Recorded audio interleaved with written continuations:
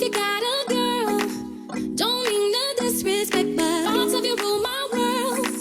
I even dream of you, I swear. Hey everybody, happy Super Bowl Sunday. My name is China. And I'm Ruth. And today we're going to be getting into a couple of things. We wanted to talk about billionaires being unethical, just discuss a little bit about what's been in the media, for example, about Taylor Swift.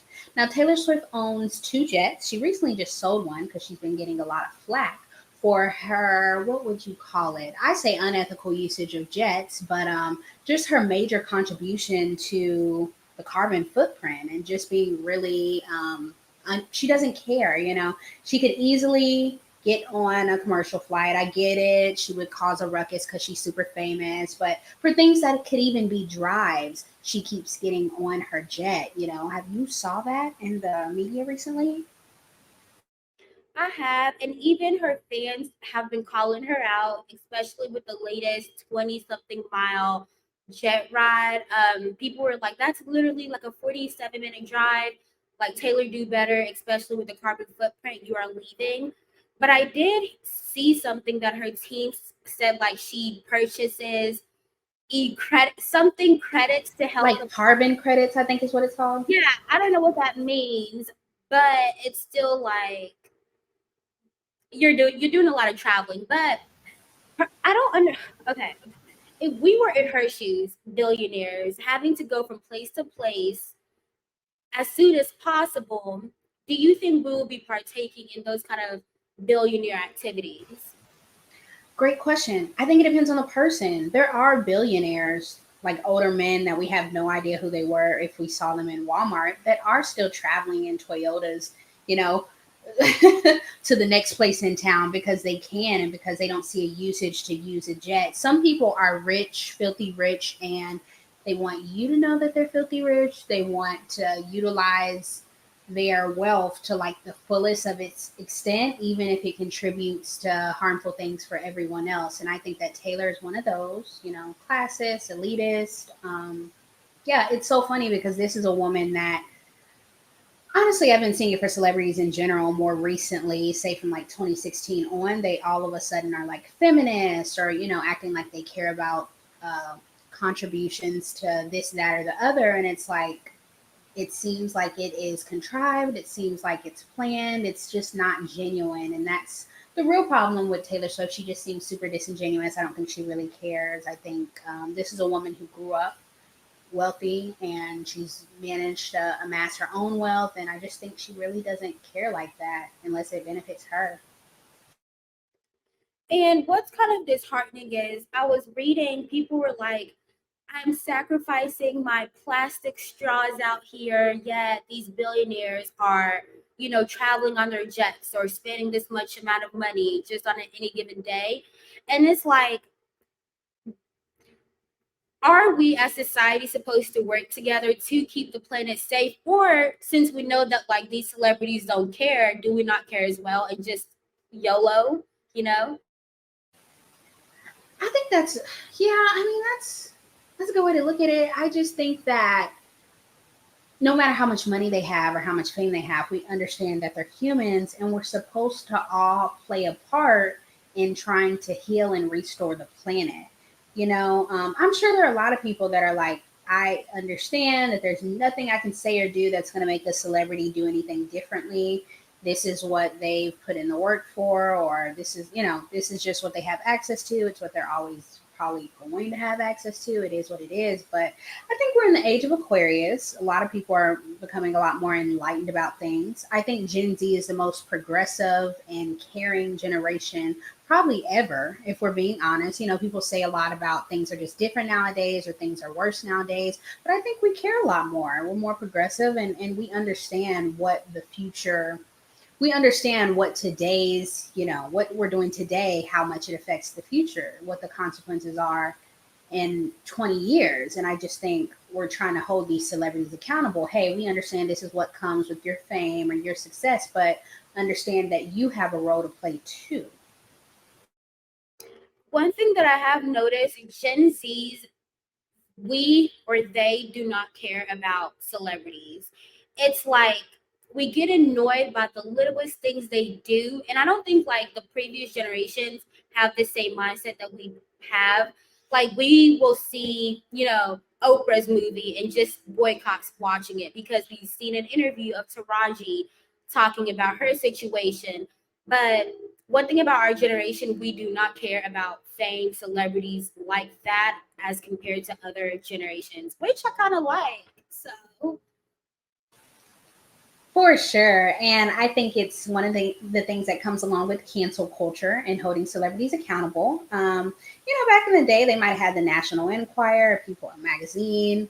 They might have known that a celebrity was coming on a talk show to promote something. But in general, the accessibility as far as social media and the rise of internet was just a lot less, right? So now that we have that, we see a hot clip of somebody talking and we see this celebrity in the background making a mean face. And now we're like, wait a minute. Now that we're talking about this celebrity, look at what she did in 2003 and look at this and look at that. And I just think that I'm not mad at it. I think a lot of things are becoming exposed, a lot of things that were able to be swept under the rug really easily. We're not there anymore. And I think it's great. and the tea is celebrities are exposing celebrities as well. So it's just the era of cancel culture. And speaking of, going back to the Oprah situation, so I don't know if you all have seen The Color Purple. Oprah was the executive producer, I believe, for the latest Color Purple musical film. Did you have a chance to watch it, China, or not? I never did. And I said, I don't really feel like seeing that. I feel like you don't need to try to redo the old one. And they said it's a musical version, it's different. But I'm like, I think the 1981 was perfect. I don't think we really need to redo it. But what about you? You saw it? Not in theaters, but for some reason, one of my friends wanted me to watch it. I guess, to be quite honest, they might think I'm whitewashed or something. So they just thought, like, this is going to be a good movie for you to watch. So they invited me over on a Friday night, I believe. And they were just trying to, like, pick pieces from the film that I could relate to or just see, like, Black women in society and what we go through. But overall, it was a good film, but I don't understand, like, the discourse between like Taraji and The Color Purple and Oprah and Monique. Like, yes, I've heard clips here and there, but basically, is it just like they weren't getting fairly paid on The Color Purple, or I don't know? Right. It was about the conditions. Taraji, for example, having to audition when she's a what Oscar nominated. Right. The food on set was bad. It was like slop or something. There was like liability problems where typically an actor or actress will be driven to a set. There'll be a hired driver, but in this instance, they like gave them rental cars and said you drive yourself to set. And they were filming in Atlanta. Of course, that's a liability. You see Taraji P. Henson in a Toyota, she's going to get carjacked. Like, please. So, and then the pay, I think the pay was questionable compared to what other people might be getting paid for musicals this year. What they got paid for the Color Purple musical was dismal. And I think Taraji is fed up because she's been going through this for the last 20 years that she's been in the industry. But she's just now starting to say something. It's funny because we've seen Monique go viral in the last few days. She went on Shannon Sharp's podcast, Club Shay Shay, and we're just keeping it real about everything that she's been through. She's an honest person. And I think that's what she was saying. I told Taraji this a decade ago that this was going to happen. She's just now talking about it, but it's true. For Oprah to be kind of behind this movie too, and a champion of this movie, and she has the money to where she could have made all of that go away, but I think people were just depending on the production studio to like pick up the pieces, but they didn't. And people are just like, you have the ability to make sure none of this would ever happen, and you didn't do it, Oprah. For sure. And I feel like when these actors might have accepted their movie role, they might have accepted it because they're like, hey, Oprah, one of us, billionaire, we're set. We're finally going to get the equal pay we've been deserving, get the spotlight we've been deserving, or we've been wanting, and they did not get that. So but this goes back to, the unethicalness of billionaires.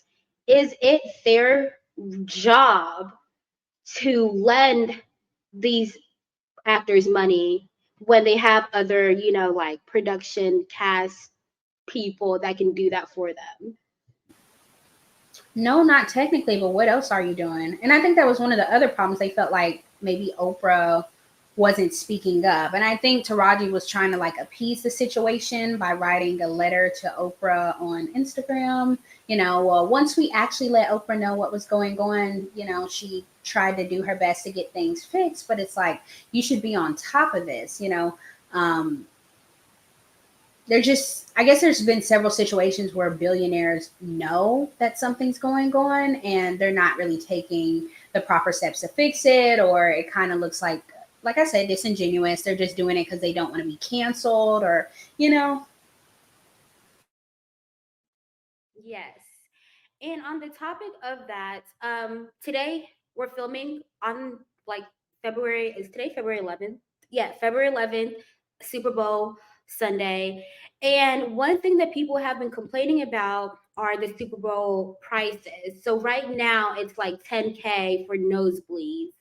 And people were saying, like, fans that have been supporting these teams, watching their games every Sunday, the Super Bowl is not for them. They don't have the opportunity to go see their favorite players play during the championships, but yet these millionaires and billionaires can just swipe their card or even getting for free and have these opportunities that, the normal average people do not have. So what are your thoughts on that? yeah, you actually told me something new because I didn't know that that was the discourse going on right now. It makes a great point. The normal season pass holder fans or whoever else are the ones supporting the um, team and the NFL throughout the season. They're the ones financially making it do what it do. So for someone to be able to just waltz in over someone that has been supporting them the whole year and just drop some money, and it's just an unequal distribution of wealth and resources, and it just makes things unfair. And we know that life isn't fair, but it's definitely a problem. Imagine if you were, I don't know, a fan of Kansas City, and now Taylor Swift now gets to be all up in the mix, and it's like she didn't even know what football was until last year. So definitely unfair.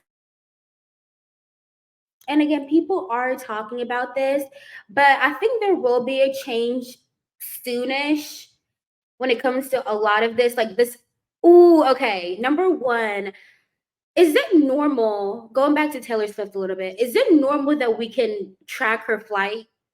I don't think that's safe. I think it's normal. I mean, you can track airplane flights in general. So if someone has a private charter or a private jet, and certain big purchases, a $40 million plane, it's public tax information or something like that. So you can search and be like, oh, we know that Taylor Swift recently said that she bought her a jet in an interview. We can connect this to the amount. Oh, we know this is Taylor Swift's jet. It's public information. Sending a cease and desist to a college student because you're mad that he's just making the public aware of, these super rich people, mega rich people's usage of these jets for really just small trips is not exactly against the law. Even a cease and desist is just not needed. Suing, cease and desist, whatever. Elon Musk, didn't he lose his suit against this teenage guy who's tracking their flights? Yeah, I don't think that's safe in general that we're able to track people's flights, but I do think celebrities now are going to try to go undercover with their unethicalness. That's not a word, but whatever. Like Taylor Swift is probably going to take another plane or something that we don't know that she's in. Beyonce, her hair, I know Beyonce just launched her hair care line. People really don't care about it right now because they're like, you're a billionaire, you're trying to get more money. So there's just going to be a lot of activities that celebrities do not do in front of the public since we are talking about it. For sure. You brought up Beyonce, and I've been wondering about her. So she did the tour, she did the movie, she did the fragrance, she's doing a hairline. I think today she's supposed to announce that maybe the Renaissance tour is going to be streaming on Verizon's like live performance app or something. I'm like, she seems like she's on a, what do you call it? Maybe just like a last run before she retires for real. She's trying to get all the Collect money she can. everything, okay? Yes. I've been wondering what that's about. I'm like, are you really about to retire? Are you know, they've been did you see where they were saying Nicki Minaj's money was funny? No, no, China. When her and Megan was beefing, they did try to say that her money was funny. I don't, we, can, you know, she had some liens out, I guess, on her home or something like that. I'm like, hey, we don't know what's in people's bank account, but you know, that could be a thing too. We think people are mega billionaires and millionaires, but actually, hey, the funds are questionable. So I don't know. I'm just wondering what's up with them. And the way they like work really, really, really hard, back and forth, back and forth, back and forth. Taylor Swift is just in Tokyo now. She just flew to like the Super Bowl, like nonstop working, trying to collect the bag, I guess, as much as possible. But I just feel like this year, maybe around like the middle of the year, things are going to slow down for celebrities. They're going to try to act like normal people, live on a ranch, live on a farm, and not really flaunt their billion dollar industry or their money. That's true, but then that's when cancel culture comes in, and they're like, "We don't know why you're trying to act normal, like you can relate to us. You can't, you know." I get it. You can kind of never win, but that'll be really interesting to see. You know, we see more normalcy with them. But overall, you did make a good point that we as people need to work together to try to, preserve the world as much as possible, even if it's just drinking out of a paper straw, which I hate, by the way. But let's just try to help each other. No, I completely understand, especially when you've been drinking for a while, it starts to get soggy. It's like, damn. But yeah, like I said, I'm really proud of Gen Z. People talk mess about us, but I think there are other people out there that are proud of us, and I think we really are gonna make some awesome new things happen because the world has just been on like a downward spiral for a while, and some things are just gonna crash and burn because it's been going on for too long. There's no way to really bounce back from it, but I'm excited. I agree. Everybody, you got to do better. Taylor Swift, do better. A car ride is okay. Okay. But other than that, I think that's it for this episode. Thank you all so much for watching, and we will talk to you all later. Bye. Bye.